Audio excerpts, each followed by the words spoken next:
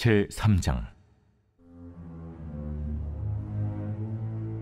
여호와의 말씀이 두 번째로 요나에게 임하니라. 이르시되 일어나 저 큰 성읍 니느웨로 가서 내가 내게 명한 말을 그들에게 선포하라. 요나가 여호와의 말씀대로 일어나서 니느웨로 가니라. 니느웨는 사흘 동안 걸을 만큼 하나님 앞에 큰 성읍이더라.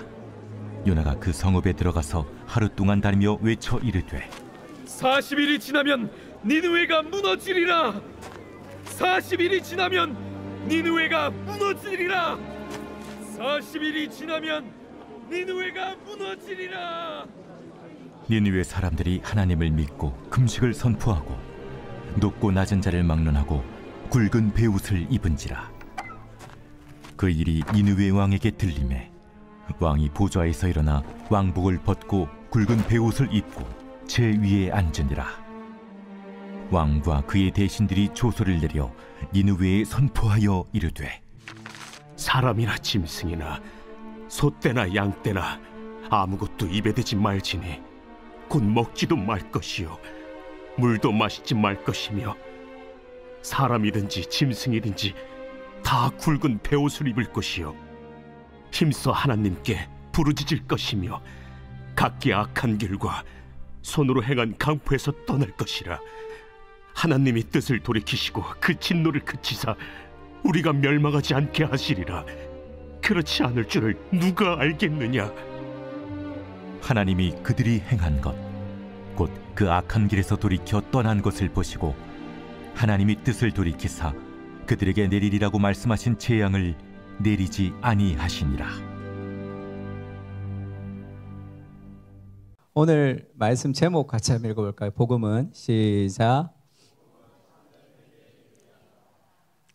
오늘은 복음이 어떻게 참된 회개를 이루게 하는지 이 3장을 통해서 좀 살펴보려고 하는데, 저희가 어저께 고난에 대해서 이야기하면서 하나님은 우리가 지나온 모든 고통을 지나오신 분이시다 이렇게 말씀을 드렸습니다.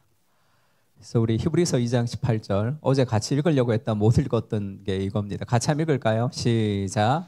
그가 시험을 받아 고난을 당하셨은즉 시험 받는 자들을 능히 도우실 수 있느니라. 네, 우리 4장 15절도 읽어보겠습니다. 시작. 우리에게 있는 대제사장은 우리의 연약함을 동정하지 못하실가 아니요 모든 일에 우리와 똑같이 시험을 받으신 이로되 죄는 없으시리라. 우리에게 있는 대제사장인 예수님은 우리의 연약함을 긍휼히 여기신다는 거죠. 우리와 같이 시험을 받으셨기 때문에 그 시험이 얼마나 힘든지 얼마나 아픈지를 이해하시는 하나님이시다, 그렇게 성경은 얘기하고 있습니다. 그래서 우리가 이 고난 앞에 있을 때 그런 의문이 많이 들죠. 왜 내가 이런 고난을 당해야 되는지 그런 풀리지 않는 의문이 듭니다. 그래서 그런 질문을 하죠. 하나님, 왜 우리에게, 왜 나에게 이런 고난이 있습니까? 그러니까 욥도 마찬가지예요. 욥도 고난의 이유를 물었습니다. 왜 내가 이런 고난을 당해야 됩니까? 라고 얘기할 때 고난의 이유는 인간이 알 수 있는 영역은 아닌 것 같아요. 하나님이 답을 주지 않습니다. 하나님이 답을 주지 않고 욥의 질문에 답을 주지 않고 왜 고난의 이유가 뭐냐 하면 이런 이유 때문이야 이렇게 답하지 않고 하나님이 질문을 하시죠. 욥기에 보면 38장부터 장장 3장이나 하나님의 질문이 쏟아집니다. 근데 그 질문을 딱 두 가지로 요약할 수 있어요. 첫 번째는 네가 아느냐라는 질문입니다. 두 번째는 네가 할 수 있느냐라는 질문이에요. 그래서 지금 1절에서 4절에 보면 여호와께서 폭풍우 가운데 욥에게 말씀하시죠. 무지한 말로 생각을 어둡게 하는 자가 누구냐? 너는 대장부처럼 허리를 묶고 내가 내게 묻는 것을 대답하라. 내가 땅에 기초를 놓을 때에 네가 어디 있었느냐? 네가 깨달아 알았거든 말할지어다. 이런 얘기들을 쭉 질문을 합니다. 그러니까 네가 아느냐 땅에 기초를 놓을 때 욥이 어떻게 합니까? 욥이 모르는 질문들을 막 하는 거예요. 네가 이것을 아느냐? 다 모릅니다죠. 그리고 또 너는 별자리들을 각각 제때에 이끌어낼 수 있으며 북두성을 다른 별들에게로 이끌어갈 수 있겠느냐? 네가 할 수 있느냐? 이렇게 묻습니다. 그 할 수 없는 질문들을 던지는 거죠. 그러면서 고난의 이유, 내가 왜 고난을 당하는지에 대한 고난의 이유도 인간의 한계를 넘어서는 일이다. 그렇게 얘기해 주시는 거죠. 욥은 할 수 없고 욥은 알 수 없지만 누구는 하실 수 있는 거죠? 하나님은 아시고 하나님은 할 수 있습니다. 그러면서 욥이 고난의 이유를 물었는데 이유를 듣지는 못했지만 하나님의 폭풍 같은 질문을 통해서 깨달았던 거죠. 고난의 이유는 내가 알 수 없지만 인생의 모든 고난은 하나님의 손안에 있는 것이다 라는 것을 깨닫습니다. 그래서 내가 왜 고통을 당하는지 고통의 이유를 묻지만 고난에 대한 하나님의 해답은 하나님의 임재, 하나님의 임재를 경험하고 하나님의 사랑을 느끼면서 우리는 고난의 한가운데서도 고난을 이길 수 있는, 그 일본에 있었던 그 집사님 얘기같이 하나님이 나의 아픔을 이해하시는 하나님이라는 그 하나님의 임재를 통해서 고난을 이겨가는 사람으로 만듭니다. 그래서 욥이 마지막엔 그렇게 얘기하죠. 주께서는 못하실 일이 없사오며 무슨 계획이든지 못 이루실 것이 없는 줄 아오니 무죄한 말로 이치를 가리는 자가 누구리이까. 나는 깨닫지도 못하는 일을 말하였고 스스로 알 수도 없고 헤아르기도 어려운 일을 말한나이다. 내가 말하겠사오니 주는 들으시고 내가 주께 묻겠사오니 주여 내게 알게 하옵소서. 내가 같이 읽을까요? 빨간색 시작. 내가 주께 대하여 귀로 듣기만 하였사오나 이제는 눈으로 주를 배옵나이다. 그러므로 내가 스스로 거두어드리고 티끌과 재 가운데서 회개하나이다. 고난의 이유를 물었지만 고난의 이유에 대한 해답은 듣지 못했지만 하나님의 임재를 통해서 욥이 이제까지 내가 귀로 하나님을 들었지만 이제 눈으로 내가 하나님을 보게 되었습니다. 고난의 해답은 하나님의 임재죠. 나는 알 수 없지만 그 고난이 하나님의 손안에 있다는 것을 신뢰하면서 내 인생에 수많은 고난이 있지만 그것이 하나님의 손안에서 하나님이 가장 아름답게 인도하실 것이라는 삶의 확신을 우리에게 주고 있습니다. 그래서 팀 켈러 목사님이 고통의 답하다에서 이런 얘기를 했어요. 고난 속에서 우리가 어떻게 하나님을 신뢰할 수 있을까? 어린아이가 이해가 되지 않아도 부모님을 신뢰할 수 있는 거죠. 그렇게 우리도 하나님을 신뢰할 수 있는데 그것은 하나님이 인간보다 능력이 많기 때문이거나 지혜가 많기 때문에 하나님을 의지하는 것이 아니라 하나님은 같이 읽을까요? 시작. 하나님은 십자가에서 그리스도를 통해 이미 우리와의 신뢰를 얻으셨다. 이 고난 속에 하나님이 나와 함께하지 않는 것 같지만 내 모든 고난이 하나님의 손안에 있다는 것을 우리가 알 수 있는 방법이 뭡니까? 그리스도의 십자가죠. 하나님이 가장 사랑하는 자신의 아들을 우리에게 이미 주셨고 그 아들과 함께 가장 귀한 것을 우리에게 주셨기 때문에 하나님 나를 이렇게 목숨보다 더 사랑하시는 그리스도께서 내 인생의 고난을 이겨나갈 수 있는 힘을 주실 것이다라는 그런 신뢰를 우리에게 가지고 오게 됩니다. 그래서 시편 107편의 19절에 보면 그들이 고통 때문에 여호와께 부르짖습니다. 고난 때문에. 그러면 하나님이 그들을 고난에서 구원하시는데 그의 말씀을 보내어 그들을 고치시고 위험한 지경에서 건지신다. 이해가 잘 안 되죠. 너무 힘들어서 하나님 앞에 부르짖는데 하나님이 그럼 힘든 것을 싹 없애주셔야 되잖아요. 힘든 것을 없애주시지 않고 하나님이 말씀을 보내어서 그 말씀으로 위험한 지경에서 건지신다는 거죠. 그런 것 같아요. 인생에 여러 가지 어려움이 있지만 하나님 그 환경을 한 번에 확확 치워주시지는 않는 것 같습니다. 근데 하나님의 임재가 있는 거죠. 하나님의 임재를 통해서 그 고난을 이겨나갈 수 있는 힘을 하나님 우리에게 주시는 것 같아요. 시편에 이런 말씀도 있습니다. 같이 한번 읽을까요? 시작. 주의 법이 나의 즐거움이 되지 아니었다면 내가 내 고난 중에 멸망하였으리이다. 하나님의 말씀을 주시고 그 말씀을 가지고 고난을 이기는 사람으로 하나님 만들어 주시는 거죠. 저도 중학교 때 교회를 처음 나갔습니다. 중학교 때 친구가 전도해서 교회를 처음 나갔는데 그때까지 저희 집이 거의 파묘 수준이었어요. 저희 어머니가 이 무당집 늘 다니고 어릴 적부터 제가 무당 굿하는 데 늘 보고 다녔습니다. 그래서 어릴 때부터 원래 영험한 무당들은 이 버선을 벗어가지고 칼 위에 이렇게 걸어 다녀요. 야, 신비한 능력이 저기 있구나. 그러면서 부적을 늘 제가 가지고 다녔습니다. 교회를 다닌다고 하니까 난리가 난 거예요.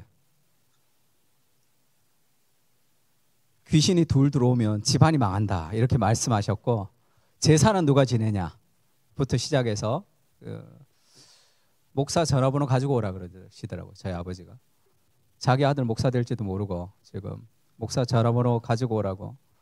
그리고 한 번 더 교회 나가면 칼 들고 가서 예배 드리는데 깽판을 놔버려가지고 다시는 예배 드리러 못 가게 해주겠다. 한 번 더 가보라 이렇게 얘기하시더라고요. 그러니까 정말 그러실 것 같더라고요. 그래서 가출을 했습니다. 가출해서 친구 집 지하실에서 이렇게 자는데 밤에 잠이 안 오더라고요. 중학교 2학년, 3학년 이 정도 됐으니까 좀 너무 힘든 거예요. 그 상황이. 그 와중에도 학교를 가야 될지 말아야 될지 고민이 되더라고요. 원래 가출하면 학교에 안 가잖아요. 학교를 가야 되나? 그러니까 이틀을 제가 그 밤을 지샜는데 너무 힘든 거예요. 나는 왜 이런 집에 태어나서 교회도 제대로 못 가고 뭐 여러 가지. 그리고 앞으로 어떻게 될까? 집에를 어떻게 갈지 말지 어떻게 해야 될지 도무지 나오긴 나왔는데 그 상황을 제가 감당하기가 어렵더라고요. 그래서 뜬 눈으로 이틀을 지샜습니다. 그때 하나님이 저한테 말씀을 주셨는데, 내가 산을 향하여 눈을 들리라. 나의 도움이 어디서 올꼬? 나의 도움이 천지를 지으신 여호와에게서로다. 그 말씀을 하나님 주셨어요. 그렇게 얘기하는 것 같았습니다. 항서봐, 산을 봐라. 저걸 누가 지었냐? 온 천지를 지으신 하나님이 너를 돕는다. 가슴이 터질 것 같았습니다. 어린 마음에 집으로 돌아가면 저희 아버지가 회개할 줄 알았어요. 갔는데 회개를 무슨 회개? 아무것도 달라진 게 없어요. 더 뭐 난리를 하셨고 교회 갔다 오면 늘 혼났습니다. 근데 완전히 달라진 게 한 가지가 있는데 제 마음이 달라졌어요. 막 소리를 지르시고 예배 한 번만 더 드리면 칼 가지고 가서 내가 예배를 뭐 뒤집어 놓는다 이렇게 들으면, 그러면 어떤가, 나는 가면 되지 이런 생각이 들었어요. 그러니까 이미 저희 아버지도 아는 것 같아요. 이미 졌다는 것을. 그러니까 막 소리를 지르고 어떤 것도 달라지지 않았는데 마음이 달라졌습니다. 왜 그렇죠? 하나님의 말씀이 들어왔거든요. 환경이 어렵고 고난이 있지만 하나님이 그것을 다 하나하나 다 없애주시는 때도 있지만 하나님이 말씀을 주셔서 그 고난보다 더 큰 사람으로 하나님 우리를 만들어 주시는 거죠. 그래서 고난의 이유는 우리가 알 수 있는 영역이 아니지만 고난의 해답은 하나님이 주시는 거죠. 하나님의 임재를 통해서 그 천지를 만드신 하나님이 너의 인생을 인도하신다는 확신을 우리에게 주시는 겁니다. 그래서 고린도전서 10장 13절 같이 읽을까요? 사람이 시작. 사람이 감당할 시험 밖에는 너희가 당한 것이 없나니 오직 하나님은 미쁘사 너희가 감당하지 못할 시험 당함을 허락하지 아니하시고 시험 당할 즈음에 또한 피할 길을 내사 너희로 능히 감당하게 하시느니라. 아멘. 이 말씀을 늘 붙들고 있어야 돼요. 내가 할 수 있는 것이 아니라 내 안에 계신 그리스도께서, 나와 함께 하신 하나님이 함께 하시기 때문에 모든 인생의 고난을 우리가 감당할 수 있는 사람이 되는 거죠. 내 힘이 아니라.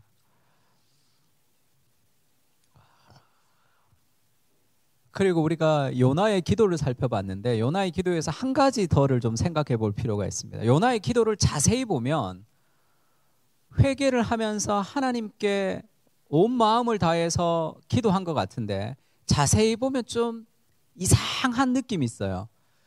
그렇게 얘기합니다. 주께서 나를 바다 깊음 속 바다 가운데 던지셨으므로. 하나님이 던진 건 아니죠. 자기가 불순종해서 들어간 건데 마치 하나님이 자기한테 뭐 잘못한 것 같은 그런 느낌이 있습니다. 내가 주의 목전에 쫓겨날지라도 하나님 막 쫓아낸 것 같은, 그렇게 자기를 좀 합리화하는 그런 기도 같아요. 그리고 또 이렇게도 기도합니다. 거짓되고 헛된 것을 숭상하는 모든 자는 자기에게 베푸신 은혜를 버렸사오나 나는 버리지 않았습니다. 이렇게 얘기하죠. 거짓되고 헛된 것을 숭상하는 모든 자는 그 니느웨 같은 사람들, 그런 사람들은 하나님을 버렸지만 나는 감사하는 목소리로 주께 갚았나이다 이렇게 기도하니까 이 무언가 이게 회개 아닌 것 같은 느낌도 든단 말이에요. 그리고 3장에 가면 또 약간 불순종하고 4장에는 화가 나고 이러니까 이거는 회개가 아니다 이렇게 얘기하는 사람들도 있습니다. 그러니까 마치 회개하는 것처럼 회개가 아닌 기도를 하니까 이 물고기가 그걸 듣다가 너무 속이 메스꺼운 거예요. 너무 가정스러운 기도니까. 그러니까 기도를 듣다가 욱 하고 토해버렸다는, 그래서 물고기가 말씀하시네 요나를 육지에 토하니라 할 때 토하는 게 너무 역겨워서 그렇게 토했다 이렇게 해석하는 사람도 있습니다. 어떤 것 같아요? 인간이 소설 속의 인물이 아니잖아요.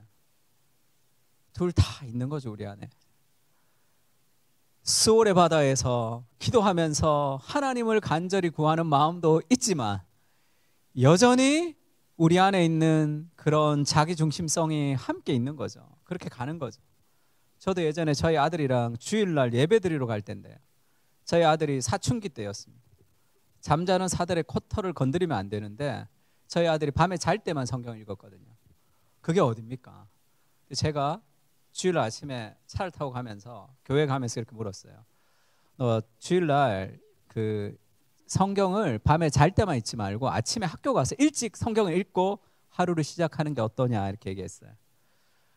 아침에 우리나라 학생들 중에 아침에 학교 가서 성경책 읽는 놈은 한 놈도 없다 이렇게 얘기하더라고요. 그래서 그래 네가 안 읽는 건 괜찮아. 근데 한 놈도 없다는 것은 논리적 오류야 이렇게 얘기했어요. 그러니까 그러면 데리고 와봐 그러더라고요. 데리고 오면 어쩔래 그랬어.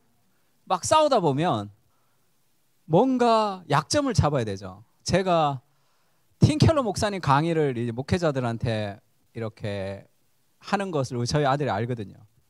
저희 아들이 최고의 약점을 찌른 거죠. 팀켈러 목사도 그렇게 아들한테 화내나 그러더라고요. 근데 팀켈러는 안 낼 것 같은 거예요. 순간 움찔하면서 팀켈러는 안 낼 것 같더라고요. 그래도 질 수가 없잖아요. 팀켈러 아들은 말 잘 듣거든 그랬어요.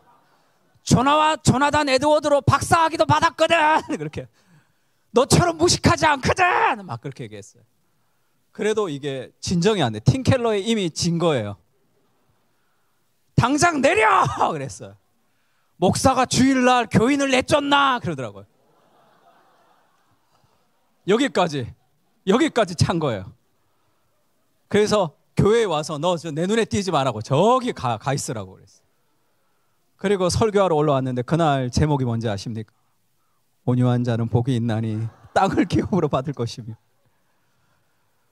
그때 설교가 율법이 아니라 복음이었기에 망정이지 마지막 설교의 결론이 인간이 아무리 노력해도 인간은 온유해질 수가 없다. 그래서 하나님의 은혜가 필요합니다. 내가 울면서 설교했어요. 저희 아들이 저쪽 뒤에 있다가 고개를 끄덕끄덕 하고 있더라고요. 다 그런 거 아니겠습니까? 뭐 저만 그렇습니까? 뭐 설교하기 직전까지도 뭐 부족하죠. 뭐 요나가 진실되게 기도했지만 100% 진실된 기도가 어디 있습니까? 진실되게 회개하지만 여러 가지 물고기가 역겨울 정도로 좀 가증스러운 자기중심성을 늘 가지고 있는 거죠. 그렇게 요나가 회개 비스무리한 것을 이제 한 거죠. 은혜도 있지만 여러 가지 아직도 바뀌지 않은 자신의 삶의 모습을 가지고 기도했습니다. 그래서 배를 타고 다시스로 갔는데 물고기를 태워서 하나님이 다시 이렇게 이동시킨 거죠. 그리고 나서 물고기가 니느웨에 토했습니다. 두 번째 요나에게 말씀이 임한 거죠. 이제 이르시되 일어나 저 큰 성읍 니느웨. 이 크다 할 때 이 단어는 이 great 그러니까 중요하다라는 의미가 있습니다. 그래서 아주 그냥 크다, 크기가 큰 성읍, 사람이 많다라는 뜻보다 나에게 굉장히 중요한 성읍, 이런 뜻이 있습니다. 가서 내게 명한 바를 그들에게 선포하라. 일어나 외치라. 똑같이 얘기해요. 1장이랑. 근데 1장에서는 그러나 요나가. 근데 지금 이 사건을 겪었잖아요. 물고기 뱃속에서 죽다가 살았잖아요. 그래서 순종하기는 합니다. 탐탁치 않지만. 그리고 요나가 여호와의 말씀대로 일어나죠. 그리고 니느웨에 가서 선포하긴 선포하는데 별 마음에 안 드는 선포한단 말이에요. 니느웨는 사흘 동안 걸을 만큼 하나님 앞에 큰 성읍이더라, 이렇게 얘기하죠. 성경에서 이게 없어도 될 만한 내용인데 이게 왜 있지 하는 것은 다 중요한 겁니다. 니느웨가 사흘 동안 걸을 만큼 큰 성읍이다 할 때 필요 없죠. 사흘만큼은 필요 없는 단어예요. 그냥 니느웨는 큰 성읍이다 하면 되는데 필요 없는 단어 사흘만큼을 넣었으면 그거는 중요하다는 의미가 있거든요. 그러니까 니느웨를 다 돌아다니려면 3일이 걸립니다. 근데 요나가 순종을 하긴 순종하는데 같이 읽을까요? 4절 시작.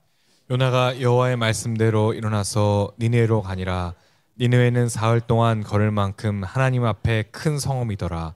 요나가 그 성읍에 들어가서 하루 동안 다니며 외쳐 이르되 40일이 지나면 니느웨가 무너지리라 하였더니. 사흘 동안에 걸어가야 될 곳을 얼마 동안 다녔다 그러죠?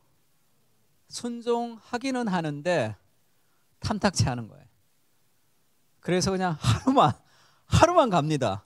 하루만 가서 선포도 어떻게 해요? 40일이 지나면 니느웨가 무너지리라 이렇게 끝나요.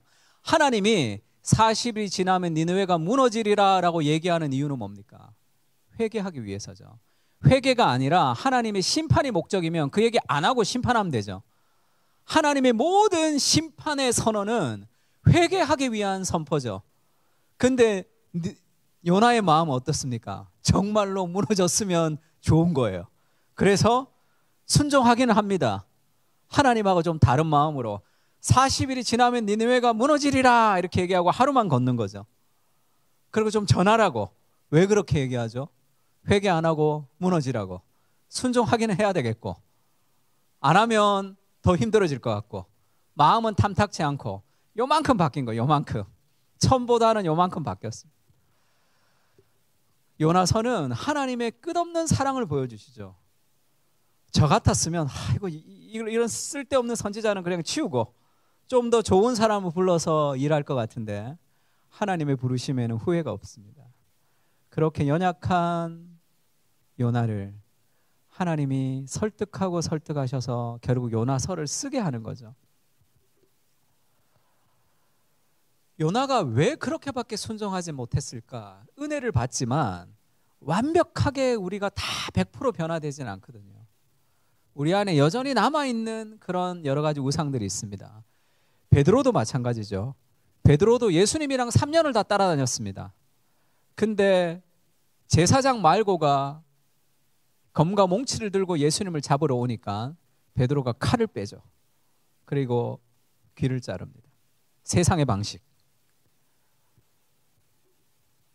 예수님이 칼도로 칼집에 꽂으라. 칼을 가지는 자는 다 칼로 망한다 이렇게 말씀하셨어요. 틴켈러 목사님 왕의 십자가에는 그렇게 얘기합니다.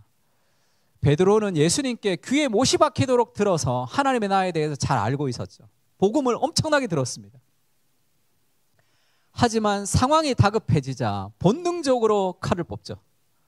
우리도 베드로와 같지 않은가? 말로는 정의와 평화와 공평의 편이라고 외치지만 막상 시험이 닥치면 검 자루에 손이 간다. 우리는 같이 읽을까요? 시작. 우리는 검을 위시하여 돈, 권력, 성공, 명예로 이어지는 이 세상 나라를 추구하고 있다. 우리는 들어와 다를 바 없다. 은혜를 알기는 압니다. 그러나 완벽하게 순종하지 못하는 어떤 부분들이 우리한테도 있는 거죠. 베드로같이. 왜 그러냐 하면 우리 안에는 어떤 우상이 존재하는데 하나님보다 더 사랑하는 대상이 존재하는데 그거는 생각보다 깊습니다. 깊이 뿌리를 박힌 그런 우상들을 가지고 있는 경우가 많아요. 그래서 그 우상이 어떤 힘을 추구하는 사람이 있습니다. 그 사람은 자기의 명예가 손상되는 걸 견딜 수 없어 하죠. 복음은 자기를 조롱할 수 있는 자유를 준다. 그런 얘기가 있습니다. 내가 나를 조롱할 수 있어요. 사도 바울 같이 나는 죄인 중에 괴수입니다. 그렇게 얘기하지만 그리스도의 사랑받는 존재라는 것으로 자신을 이끌어갈 수 있어야 되는데 힘을 우상으로 가지고 있는 사람들은 조그만 비판에도 폭발하죠. 어떤 사람은 인정을 갈구하는 사람도 있습니다. 어떤 사람은 안정, 특히 자매들 같은 경우에는 안정을 갈구하는 사람이 있어요. 그래서 조금 안정이 깨지는 걸 견딜 수 없어 합니다. 그것을 우상으로 가지고 있으면 하나님의 모험을 할 수 없죠. 그래서 결국 어떻게 되느냐 하면 권태와 무료함을 이길 수가 없습니다. 그것을 벗어나지 못하기 때문에. 어떤 사람은 통제의 우상을 가지고 있는 사람이 있죠. 늘 염려와 걱정합니다. 그래서 여행 갈 때만 다 짜야 되죠. 시간 단위별로. 그게 틀어지면 견딜 수 없어 하는 사람. 이 통제의 우상을 가지고 있는 거죠. 자녀들도 마음대로 안 되면 폭발합니다. 어느 목사님이 계셨는데 목회자가 되기 전에는 수많은 여자들을 만났던 그런 플레이보이로 살았대요. 그러다가 예수님을 만나고 목회자가 돼서 이제 굉장히 신실하게 살아가는 중에 근데 좀 이상한데 그 목사님은 어떤 회의에 가잖아요. 회의에 가면 자기가 대표가 아닌데도 무조건 대표처럼 해야 되는 거예요. 그래서 관계에 갈등이 많아요. 목사님들 사이에서. 그분은 많은 플레이보이 같이 연문을 뿌리다가 복음을 만나서 예수님을 잘 믿게 되었지만 원래 그곳에서 변화된 게 아니라 더 깊은 뿌리 깊은 그의 우상이 있는데 통제죠. 내가 통제하고 싶은 욕구. 이것을 해결하지 못하는 모든 리더십들은 밑에 있는 사람들이 피를 말리는 그렇게 사람들을 막 힘들게 할 수도 있습니다. 은혜를 받으면 받을수록 더 사람들을 이렇게 옥죄할 수도 있죠. 그러니까 우리 안에 있는 이 깊은 우상들이 얼마나 깊이 있는지를 늘 돌아봐야 되죠. 그래서 우리를 늘 돌아보고 하나님의 말씀 앞에 늘 맞춰가는 삶의 훈련들이 필요합니다. 그래서 요나처럼 어느 정도 순종은 하지만 내가 하고 싶은 만큼만 하는 그런 종류의 사람이 될 수도 있는 거죠. 복음을 적용을 해야 되는데, 그러니까 복음을 알지만 내 삶까지 적용이 잘 되지 않는 거죠. 그래서 무언가 순종하긴 하지만 뭔가 이렇게 삐그덕삐그덕거리는 순종을 하게 됩니다. 시편 42편에 이런 말씀이 있는데 같이 한번 읽을까요? 내 영혼아 시작. 내 영혼아 내가 어찌하여 낙심하며 어찌하여 내 속에서 불안해하는가. 너는 하나님께 소망을 두라. 나는 그가 나타나 도우심으로 말미암아 내 하나님을 여전히 찬송하리로다. 이 시편의 기자는 낙심하고 불안해하죠. 왜 낙심하고 불안할까요? 그런 일이 있었겠죠. 낙심되는 일, 너무너무 불안한 일이 있었겠죠. 내 영혼아 어찌하여 낙심하며 불안하느냐. 하나님께 소망을 두라 이렇게 얘기합니다. 이 구절을 마틴 로이드 존스 목사님이 영적 침체에서 이렇게 얘기해요. 이런 영적 침체 가운데 있을 때 우리는 시편 기자처럼 자신을 다루는 법을 배워야 된다는 거예요. 시편 기자는 맥없이 감정이 가는 대로 드러누워 자기를 불쌍히 여기는 데 만족하지 않았습니다. 그냥 슬프면 슬프고 우울하면 우울하고 힘들면 힘들고 감정의 노예가 되어서 감정대로 끌려가지 않았다는 거죠. 다른 일을 했는데 이 감정을 재조정했다는 거죠. 그보다 훨씬 중요한 일을 했는데 우리 빨간색 같이 읽을까요? 시작. 바로 자신에게 말을 거는 것이었습니다. 자아가 우리에게 말을 걸게 하지 말고 우리가 자아에게 말을 걸어야 합니다. 바로 자신에게 말을 거는 거라는 거죠. 자아가 우리에게 말을 걸게 하지 말고 내가 자아에게 말을 걸어라 이렇게 얘기했습니다. 우리가 생각 속에 떠오르는 생각이 있는데 하나님이 우리에게 어떤 메시지를 주실 때도 우리의 생각 속에서 하나님이 말씀해 주시죠. 사탄이 우리를 유혹할 때도 우리의 생각에서 어떤 생각이 떠오릅니다. 그 다음에 내 생각이 있죠. 어떻게 구분하죠? 하나님의 생각인지 사탄이 주는 생각인지 내 생각인지 우리가 어떻게 구분합니까? 상사봐 요한복음을 보거라. 그러면 하나님 바로 알겠죠. 사탄이 상사봐 하면 딱 알겠죠. 그러면 다 순종하고 우리가 사탄을 다 버릴 수 있는데 이게 구분이 쉽지 않습니다. 왜냐하면 이 세 가지 생각 하나님과 인간의 내 생각과 사탄의 생각은 어떻게 일어나냐면 다 1인칭의 시점으로 떠올라요. 그러니까 내가 먹고 싶다, 이거 하고 싶다, 이렇게 살고 싶다라는 내 생각인 것처럼 떠오른단 말이에요. 우유를 마셨는데 상했으면 어떻게 하면 되죠? 뱉으면 되죠. 누가 배를 눌렀습니다. 가만히 봤더니 낯선 사람이에요. 안 열어주면 되죠. 생각이 떠올랐어요. 이게 건강하지 못한 생각. 하나님이 기뻐하지 않는 생각. 그럼 어떻게 하면 되죠? 생각을 버리면 된다. 근데 한 번도 생각을 버려본 적이 없어요. 20년, 30년, 40년, 50년, 60년을 인생을 살지만 한 번도 그 생각을 버려본 적이 없는. 왜죠? 내 생각인 줄 알거든요. 누가 나한테 잘못하면 그거 계속 묵상하죠. 와, 그 인간이 계속 묵상하면 쓴뿌리가 내려서 여기 안에서 그 인간은 나중에 악마처럼 될 때가 있습니다. 건강하지 못한 생각을 내가 계속 붙들고 있는 거죠. 그거를 버려야 된다.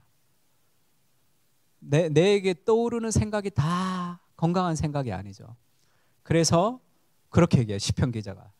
자신에게 말을 걸어야 되는 거죠. 자아가 우리에게 말을 걸게 하지 말고 내가 자아에게 말을 걸어야 되는 거예요. 아침에 일어나면 자아가 우리에게 말을 겁니다. 너는 형편없다. 왜 그랬냐? 그런 수많은 잘못된 생각들이 우리를 감싸는 거죠.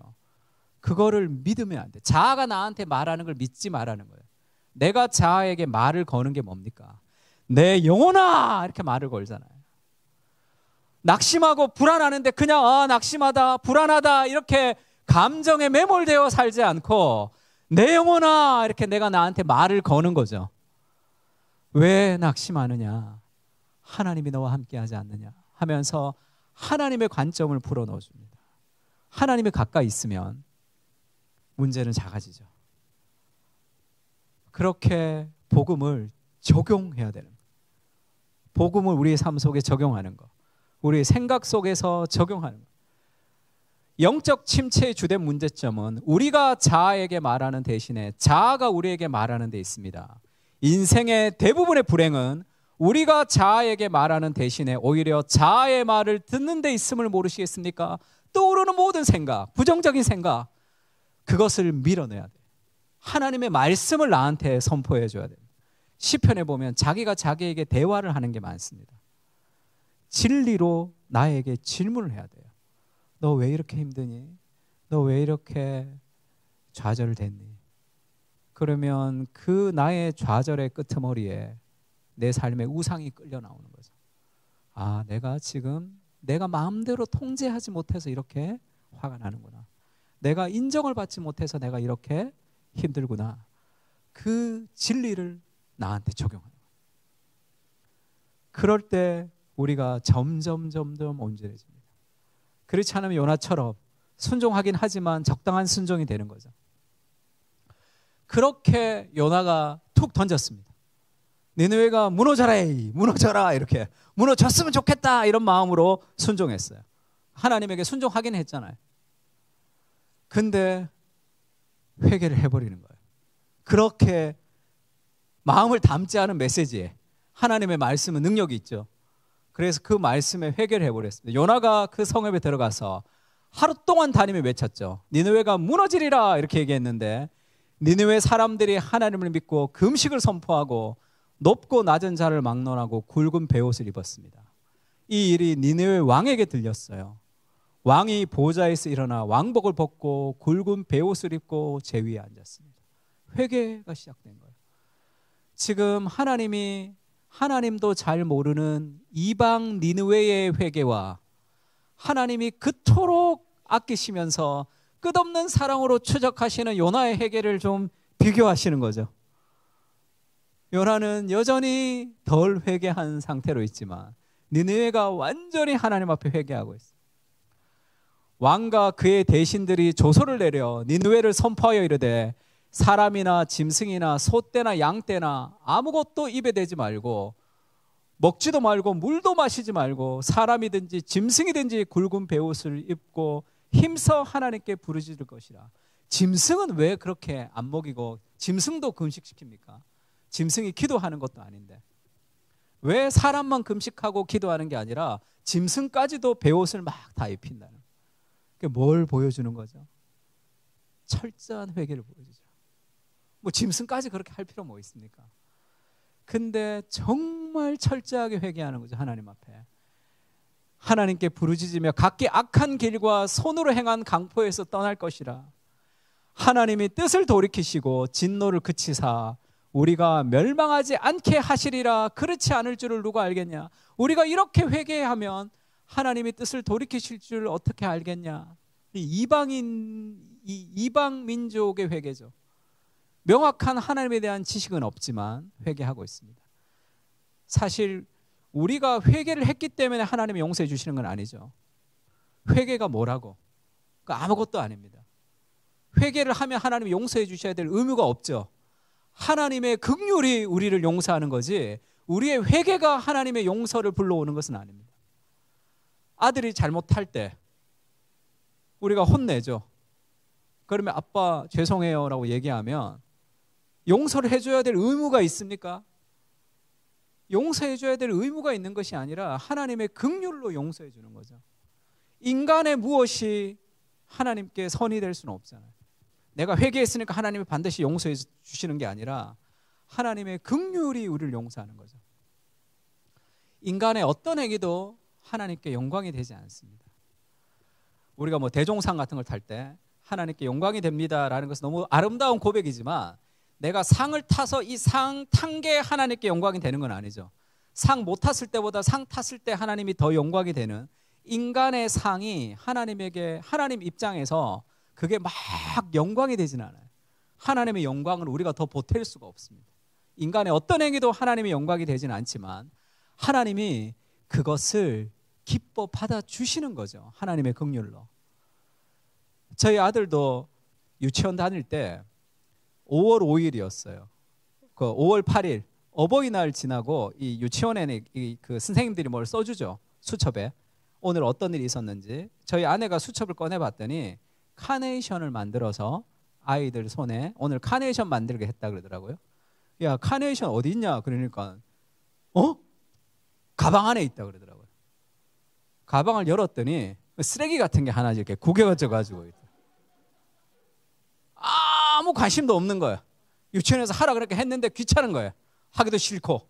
그러니까 그걸 만들어서 그냥 저기다 구겨가지고 이제 넣어놓은 거예요. 뺐더니 뭐 쓰레기죠. 거의 색종이 쓰레기 같이 이렇게 돼 있어요. 글자도 뭐 엄마 아빠 고마워를 다 썼는지 안 썼는지도 모르게 삐뚤삐뚤하게 귀찮아서 그렇게 만들었어요. 저희 아내가 너무 감동받아서 울었습니다.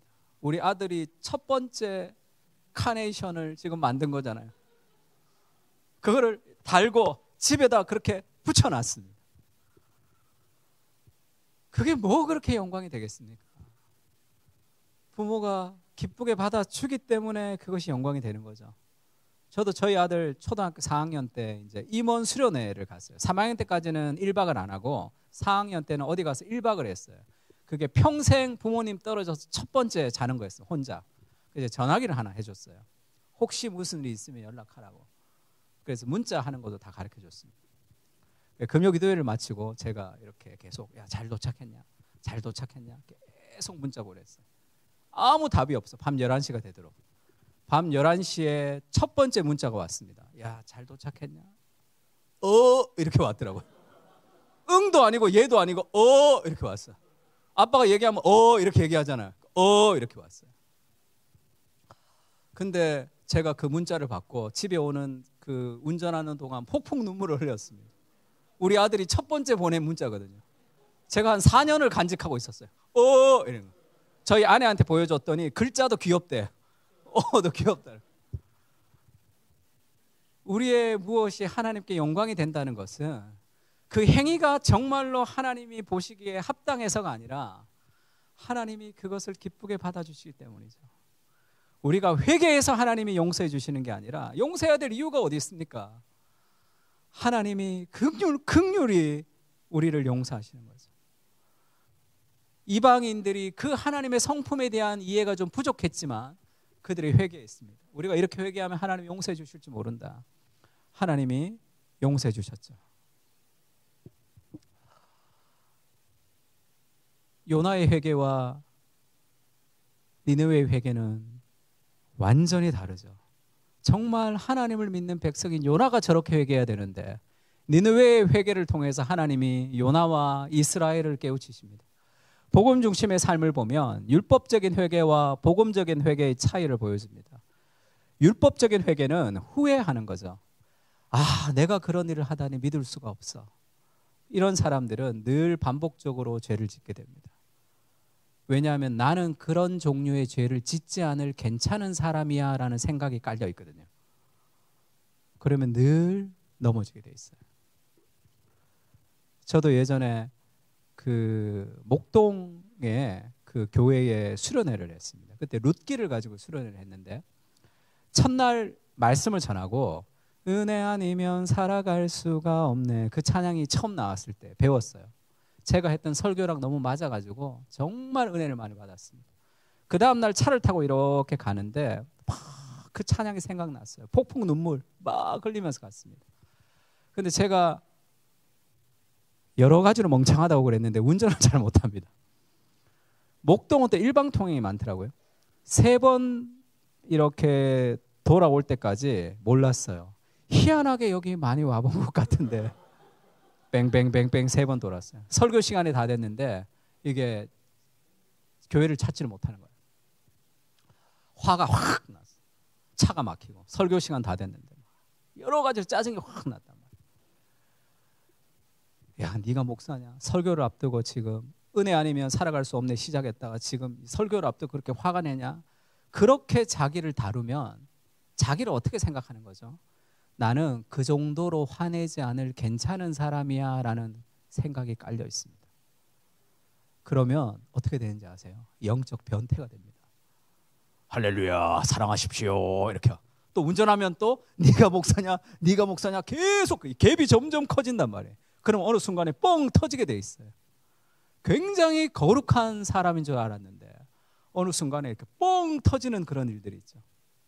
그 어떻게 생각해야 되냐면 저는 원래 그런 인간이에요. 조금만 내 마음에 안 들면 성질 부리는 그런 종류 인간입니다. 그게 나예요. 그런 죄인입니다. 이런 나에게 은혜를 부으셔서 말씀을 전하게 하시는 하나님의 은혜를 묵상하는 것이 좋습니다. 야, 네가 목사냐? 그 정도로 화내지 않을 사람이야 이런 마음이죠. 나는 그 정도가 아니라 조금만 내 마음에 안 들면 성질나는 그런 종류의 쓰레기 같은 죄인이죠. 이런 나에게 하나님이 은혜를 부으셔서 여전히 나를 사랑하시고 포기하지 않으시는 하나님의 은혜를 묵상할 때 거기서부터 점점 나올 수 있는 거예요. 그래서 후에 내가 왜 그랬을까? 내가 왜 그랬을까는 회개가 아닙니다. 계속 반복죄. 두 번째, 결심도 안 됩니다. 다음에는 잘하겠습니다. 다음에는 인간의 노력으로 뭔가를 해보려고 하는 거죠. 그것도 내가 할 수 있다라는 생각을 가지는, 그거는 회개가 아닙니다. 회개는 내가 할 수 없는 것을 깨닫는 거예요. 율법적 회개와 복음적 회개라고 그 국민일보의 겨자씨, 제가 2년 동안 국민일보 겨자씨 칼럼을 썼습니다. 그래서 율법적 회개, 복음적 회개를 썼는데 지금 다음 달에 책이 나옵니다. 아직 제목을 못 정했어요. 좋은 거 있으면 좀 말씀해 주십시오. 지금 출판사에서 정한 제목이 고상섭 목사의 더 깊은 곳으로래요. 그게 뭐야? 제목이 지금 내가 왜 내 이름이 들어가는 거야? 그래서 지금 제목, 그럼 목사님 제목을 뭘로 할까요? 근데 제가 아직 제목을 찾지 못했어요. 좋은 제목 있으면 말씀해 주시면 당첨되시는 분께 제가 10권 보내드리겠습니다. 복음적 회개의 특징은 켈빈이 기독교 강요에서 이렇게 얘기했습니다. 같이 읽어볼까요? 경건한 사람은 시작. 경건한 사람은 지옥에 없을지라도 하나님의 말씀에 순종하는 사람들이다.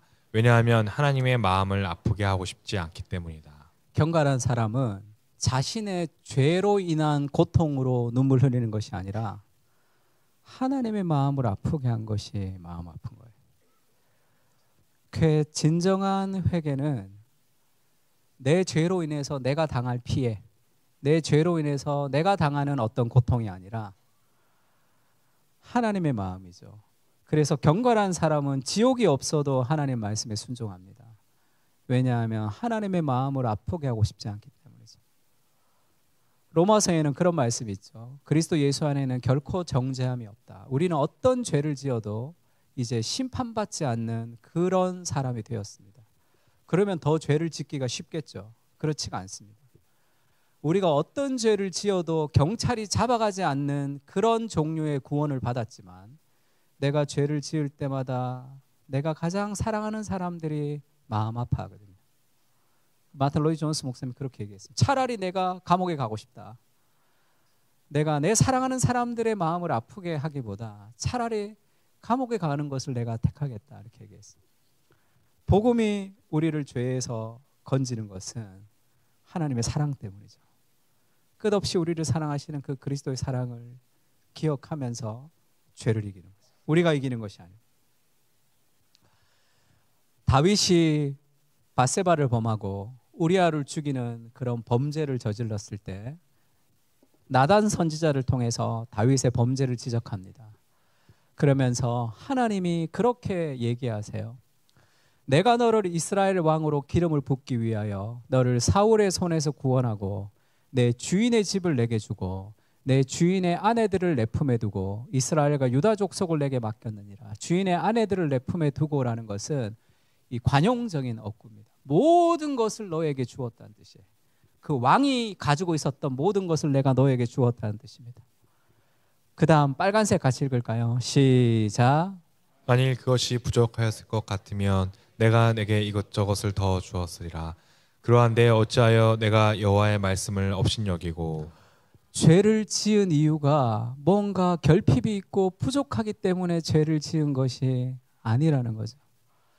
만일 내가 너에게 준 은혜가 부족했더라면 내가 더 주었을 것이다. 그런데 어찌하여 네가 여호와의 말씀을 업신여기고 나보기에 악을 행하였느냐. 다윗이 회개를 할 때 가장 마음 아팠던 것이 저는 이 하나님의 마음이었다고 생각합니다. 내가 죄를 지을 때 가장 마음 아파하시는 것은 나보다 더 한 거죠. 부모가 되면 자녀가 힘들 때 그걸 대신 아파줄 수 없어서 너무 고통스러울 때가 있어요. 저희 아들이 재수하는데 이 고3 때 시험을 치고 이제 성적이 잘 안 나오고 그러니까 힘들잖아요. 그래서 막 이제 그런 얘기하다가 뭐 재수하면 되지 뭐 이렇게 얘기했어요. 근데 방에 들어가서 혼자 막 울더라고요. 저희 아내가 그날 잠을 못 잤습니다.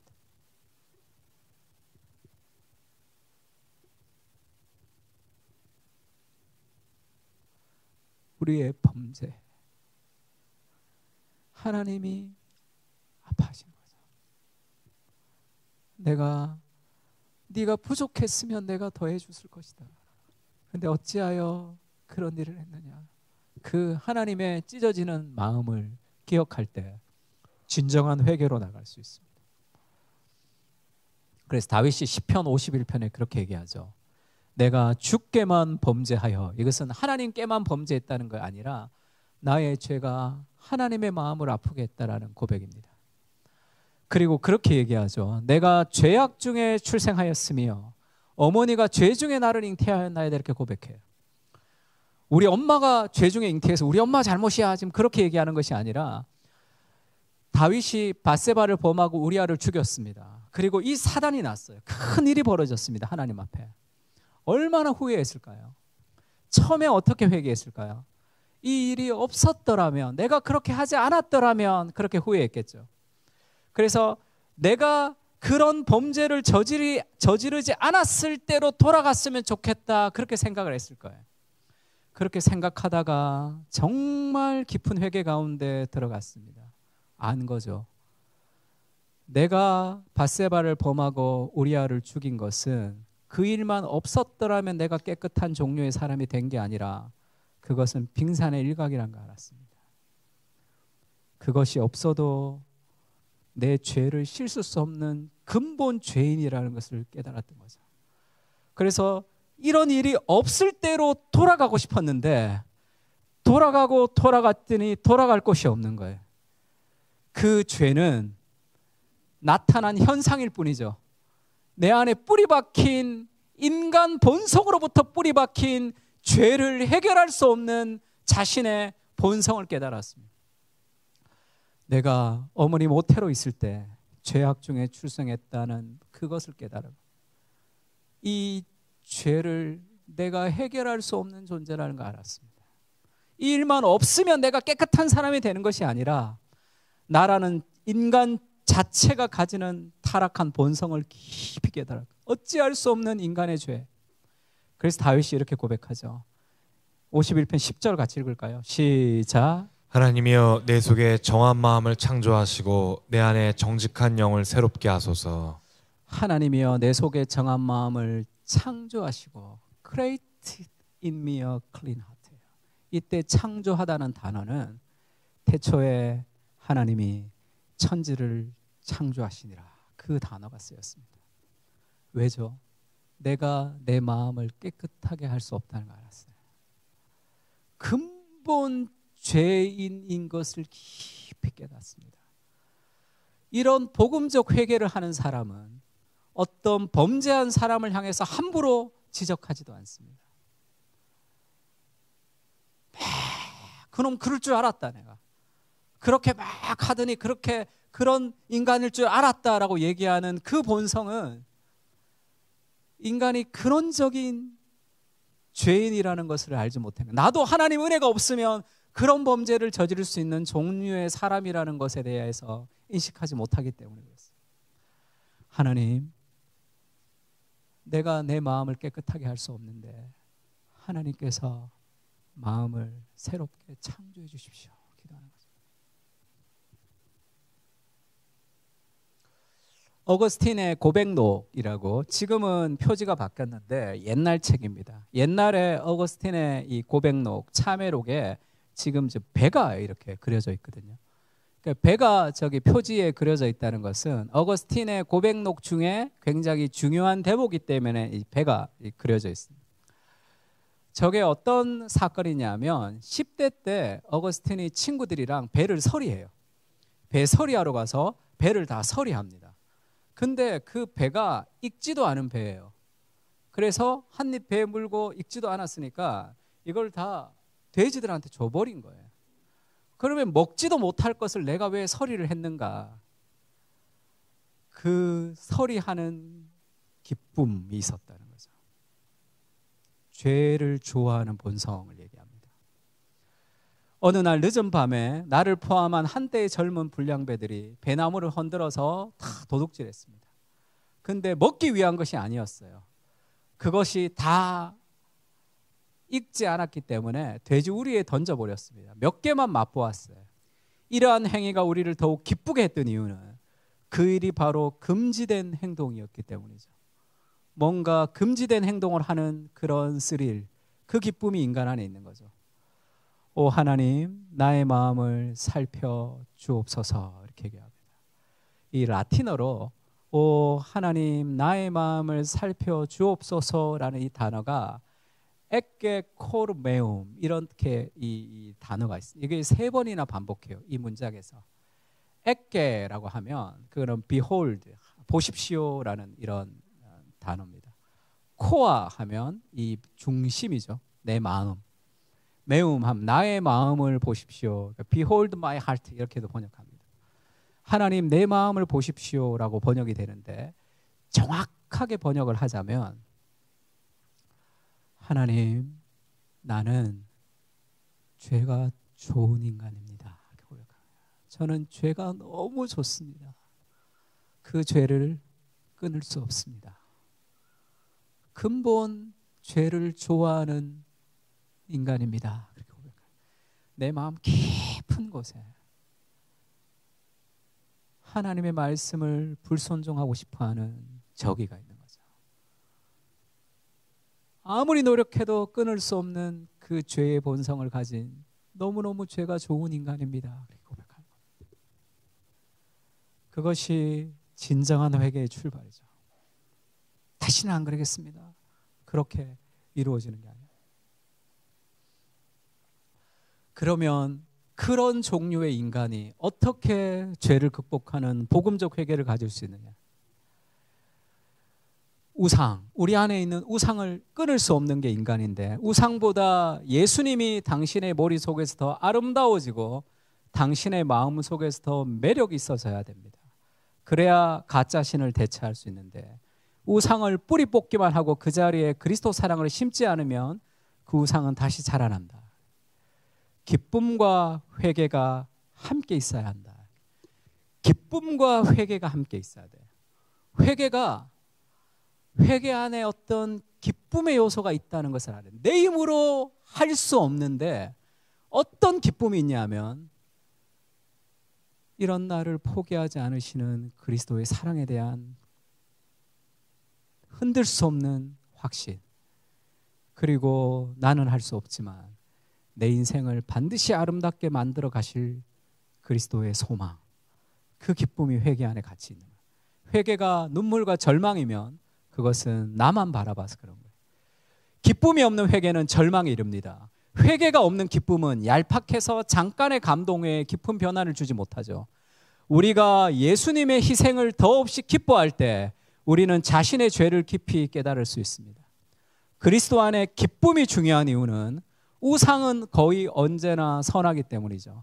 직장과 가정을 우상으로 삼았던 사람은 이제 직장과 가정을 그만 사랑해야 하는 것이 아니다. 반대로 그리스도를 더 사랑하면 그런 집착에서 노예가 되지 않는다. 성경이 말하는 기쁨은 그냥 일이 잘 돼서 행복한 것보다 훨씬 깊은 것이다. 죄를 좋아하는 마음을 우리는 가지고 있습니다. 어떤 것으로도 죄를 해결할 수 없어요. 그럼 이 죄를 해결하려면 죄와 한판 싸움을 해야 되는 게 아니라 죄보다 하나님을 더 사랑하는 거죠. 그때 어린아이의 일들을 버려버리는 것인데, 죄를 사랑하는 마음은 그대로 있습니다. 그러나 더 사랑하는 대상이 덜 사랑하는 대상을 밀어내는 거죠. 나는 죄와의 전쟁을 선포한다. 다 집니다. 인간의 본성은 죄를 사랑하는 본성이 있거든요. 우리의 본성과 싸울 수 없는 거예요. 그래서 마이클 존 큐직이라는 사람이 서핑 포 갓, 하나님을 탐닉하라라는 책을 썼습니다. 이 사람 포르노 중독이었다가 목회자가 된 사람이에요.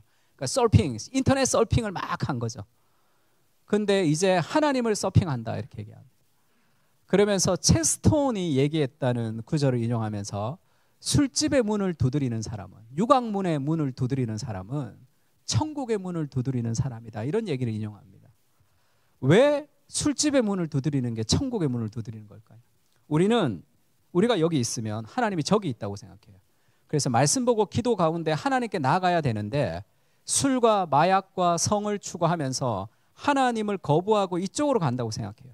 죄를 지을 때. 그래서 이쪽으로 가는 내가 죄를 짓지 않으려고 노력합니다. 그러면 늘 패배하게 되어 있습니다. 인간은 죄를 사랑하는 마음을 지울 수가 없거든요. 근데 왜 술집의 문을 두드리는 것이 천국, 하나님을 찾는 거냐 하면, 사람들이 왜 술과 성과 마약을 찾을까요? 무언가 만족하지 않기 때문이죠. 이 땅의 것이. 무언가 갈망이 있는 거예요. 그 갈망이 뭐죠? 영혼을 사모하는 갈망입니다. 술과 성과 마약으로는 계속 채워지지 않는 거예요. 마치 구약의 제사가 반복적인 것처럼. 그래서 술과 성과 마약을 찾는 사람은 자기 안에 채워지지 않는 갈망을 찾는 거죠. 어거스틴이 고백록에서 우리는 하나님을 향하여 지음을 받았기 때문에 하나님 안에서 쉴 때까지 안식할 수 없었나이다, 그렇게 고백하죠. 그러니까 그들은 안식을 찾는 거죠. 술과 성과 마약으로. 그러니까 하나님을 찾는 거예요. 하나님이 저기 있는데 술과 성과 마약을 지금 찾고 있는 겁니다.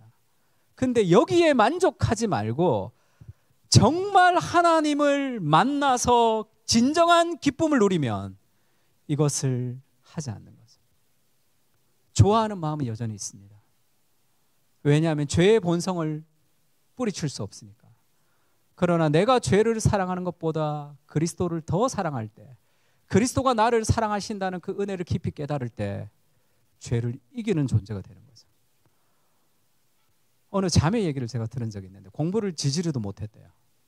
근데 아마도 나이가 좀 있었던 것 같아요. 제가 대학 갈 때랑 비슷했던 것 같아요. 공부를 너무 못해서 그냥 아무 데나 지원하려고 높은 대학을 지원했는데 미달이었습니다. 합격을 해버린 거예요. 근데 이 애가 공부도 못할 뿐 아니라 이 여자애는 성격이 아주 더러웠대요. 그래서 그날 합격을 했으니까 너무 기분이 좋아서 하얀색 원피스를 입고 친구들이랑 이제 파티를 해야 되잖아요. 공부도 못했는데 그냥 던졌는데 미달로 합격을 해버렸으니까 막 축하하고 있는데 종업원이 커피를 하얀색 드레스에 쏟아버린 거예요. 분위기가 쏴. 큰일 났다. 난리 났다. 근데 걔가 괜찮아요 이렇게 했어요. 성격이 더러운데 왜 괜찮아요 그렇게 은혜로운 사람이 된 거죠? 더 좋은 일이 있잖아요. 미달이라는 엄청난 은혜를 받았거든. 평상시에 성격이 더러운 거 어디 가지 않습니다. 더 큰 은혜가 우리를 거룩하게 하는 거예요. 복음이 우리를 더 거룩하게 하는 거죠. 그래서 존 파이퍼 목사님이 Desiring God, 하나님을 기뻐하라 이렇게 얘기합니다. 술과 성과 마약 정도로 만족하지 말고 더 큰 쾌락을 찾아라 이렇게 얘기해요. 자기를 기독교 희락주의자 이렇게 얘기합니다. 근데 번역이 좀 마음에 안 들어요. 크리스찬 헤도니스트예요. 헤도니즘 하면 쾌락주의거든요. 크리스찬 기독교 쾌락주의자예요. 진정한 쾌락, 진정한 즐거움, 진정한 기쁨은 하나님을 기뻐하는 거죠. 이게 나머지 것보다 더 기쁜 거예요. 그 하나님을 기뻐하는 단계로 나가는 거죠. 진정한 쾌락이 있는 하나님을 기뻐할 때, 하나님을 사랑할 때 나머지 것들을 이기는 힘을 가지는 그것이 진정한 복음이죠. C.S. 루이스가 그렇게 얘기했습니다. 현대인의 사고 중에 행복을 추구하는 것이 나쁜 것이라고 생각하면 칸트나 스토아 학파의 사상이 스며든 것이지 기독교의 신앙은 아니에요. 기독교는 금욕주의가 아닙니다. 이거 하지 마라 저거 하지 마라가 기독교가 아니에요. 끝없는 사랑으로 우리를 압도하는 사랑으로 우리를 사랑하시고 세상의 한가운데 우리를 던져도 하나님을 더 사랑하기 때문에 세상에 물들지 않고 변화시키는 그런 종류의 사람이 하나님이 되는 거죠. 이거 하라 저거 하지 마라가 기독교가 되면 그것은 복음을 잘못 이해하는 거죠. 그 얘기 한번 한 적 있나요? 중학교 때 슬리퍼 신고 교회 갔다가 부장 집사님한테 엄청 혼난 적이 있습니다. 예수님도 슬리퍼 신었는데 그거를 너무 성경적인데 이거 하지 마라 저거 하지 마라 그런 것이 기독교가 아니라 기독교는 진정한 쾌락을 추구하는 거죠. 근데 술과 성과 마약 정도로 너 너무 쾌락이 작아. 더 큰 쾌락 하나님께 나아가라는 거죠. 복음서가 당당하게 약속하는 보상, 그 엄청난 보상을 생각하면 우리 주님께서는 우리의 갈망이 너무 강하기는커녕 약하다고 말씀하시는 거죠. 너는 너무 작은 쾌락에 만족한다. 술과 성과 마약 정도로 그것은 해결되지 않죠. 우리는 영혼을 사모하는 마음이 있기 때문에 우리는 무한한 기쁨을 준다고 해도 술과 섹스, 야망에만 집착하는 냉담한 피조물이다. 마치 같이 읽을까요? 시작. 마치 바닷가에서 휴일을 보내자 말해도 그게 무슨 뜻인지 상상하지 못해서 그저 한 구석에서 진흙파이나 만들며 놀고 싶어하는 철없는 어이와 같다. 우리는 너무 쉽게 만족한다. 아빠가 바닷가에서 휴일을 보내자라고 얘기해도 그게 뭔지를 몰라서 그저 빈민가 한 구석에서 진흙파이나 만들며 놀고 싶어하는 철없는 아이와 같다. 우리는 너무 쉽게 만족한다. 더 큰 갈망. 웨스트민스터 소요리 문답에 이렇게 얘기하죠. 사람이 제일 되는 목적이 무엇입니까? 같이 읽을까요? 시작. 사람의 제일 되는 목적은 하나님을 영원하게 하고 영원토록 그분을 즐거워하는 것입니다. 인간의 제일 되는 목적이 무엇입니까? 하나님을 영광스럽게 하는 것인데 하나님의 영광은 인간의 즐거움과 연결되는 거죠. 하나님의 영광을 가장 즐거워할 때, 가장 기뻐할 때 그것이 우리 인생에 진정한 만족을 주는 거죠. 제가 이 롯데자이언트 이대호라고 야구 선수가 늘 궁금했습니다. 등치가 이래요. 저 뚱뚱한 사람이 어떻게 저렇게 야구를 잘할까? 일본에 가기 전에는 7관왕을 했다는 얘기를 들었습니다. 뚱뚱해서 도루는 못하고 나머지를 다 1등한 거예요. 그런 종류의 사람은 거의 유일하죠. 어떻게 저래 뚱뚱한 사람이 그렇게 야구를 잘할까 의문이 있었는데, 은퇴하고 인터뷰를 제가 보면서 의문이 좀 풀렸습니다. 초등학교 3학년 때 아버지가 돌아가셨대요. 그리고 부모님이, 어머니가 재혼을 하셨습니다. 그러니까 할머니 손에서 컸대요. 근데 할머니가 시장에 반찬을 팔아서 형제들을 기른 거예요. 근데 야구를 하고 싶은데 돈이 있어야 되잖아요. 그리고 막 크니까 스파이크에 글러브에 시합을 나가면 돈이 필요해서 사야 되잖아요. 할머니가 이 가락지, 결혼할 때 받았던 가락지를 전당포에 맡기고 돈을 빌려가지고 그렇게 야구하게 했대요. 그래서 초등학생인데도 야구를 마치고 힘든데도 오면 할머니 시장에 가서 리어카를 자기가 끌고 왔답니다. 중학교 1학년 때 돈 안 내도 되는, 야구를 잘하니까 돈 내지 말고 여기서 야구를 하라라는 그런 중학교 야구부가 있었대요. 근데 버스 타고 왔다 갔다 3시간이었답니다. 근데 거기를 갔어요. 돈을 안 내도 되니까. 그리고 너무 피곤하면 버스 지나쳐가면 새 정거장을 그냥 걸어서 왔대요. 그 기자가 물었어요. 힘들지 않았습니까? 이렇게 물으니까 이대호 선수가 이렇게 대답했습니다. 힘들지만 하나도 힘들지 않았습니다. 우리 할머니 고생하는 거 생각하면 하나도 힘들지 않았다. 중학교 1학년짜리가 얼마나 힘들었겠어요. 그것이 힘들지 않는 게 아닙니다. 그러나 힘들지만 힘들지 않을 수 있는 힘이 어디서 오는 거죠? 할머니가 고생하면서 우리를 키운다는 그 희생이 놀고 싶어하는 수많은 삶의 유혹을 이기고 기쁨으로 순종하게 하는 거죠. 그게 복음이죠. 그 복음이 우리를 죄에서 이기게 하는 겁니다. 저는 오카노 목사님, 그 교육 전도사를 제가 국제 제자 훈련원에서 시작했습니다. 오카노 목사님 살아계실 때 저는 신학교를 갔는데 목회가 뭔지를 잘 몰랐어요. 너무 힘들었습니다. 어떻게 목회해야 될지 잘 모르겠더라고요. 그래서 제가 오카노 목사님을 만나면서 제자 훈련 목회를 배우고 목회가 뭔지를 깨달았어요. 아버지 같은 분이신데. 근데 목사님이 돌아가시고 교회가 여러 가지 좀 어려워지면서 목사님에 대한 비난도 많고 제자 훈련에 대해서 여러 가지 불평과 비판이 많았습니다. 제자 훈련은 다 안 되는 거야 이제. 제자 훈련 목회는 이제 끝났다. 유행이 끝났다. 이런 얘기도 듣고 그게 너무 마음이 아팠어요. 내가 좀 더 잘해서 목사님 은혜를 좀 갖고 싶다. 그런 생각이 있었습니다. 그러던 중에 예전에 그 복면가왕을 봤는데 복면가왕에 음악대장이라고 나왔어요.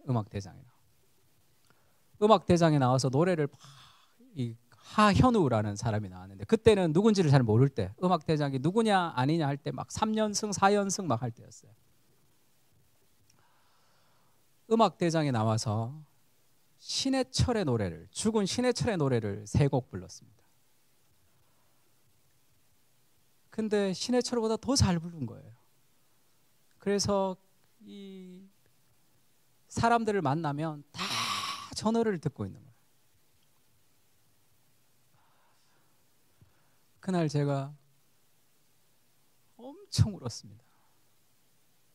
하나님, 나도 좀 잘해서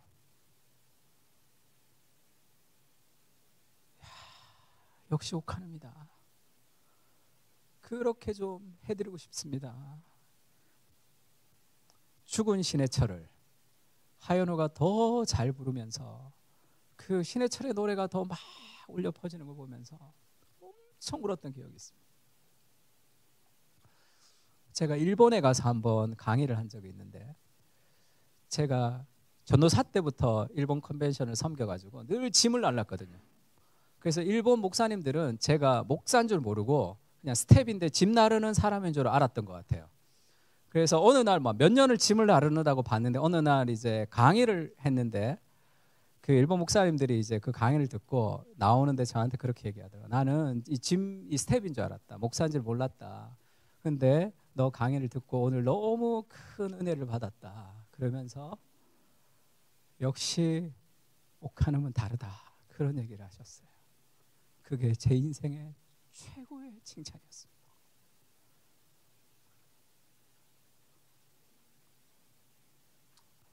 지금도 열심히 하고 싶습니다. 그래서 목사님 은혜를 좀 갖고 싶어요. 그래서 내가 정말 더 잘해서 역시 오카눔이 다르구나. 그의 제자들이 다르구나. 그런 마음의 소원이 있습니다. 인간 오카눔도 우리의 인생을 그렇게 만들어 가는데 그리스도가 우리를 위해서 목숨을 버리셨죠. 그 은혜를 좀 깊이 기억할 때 죄를 이기고 기쁨으로 순종하는 그런 진정한 회개의 사람으로 우리가 나갈 수 있는 거죠. 그런 은혜가 우리에게 있었으면 좋겠습니다.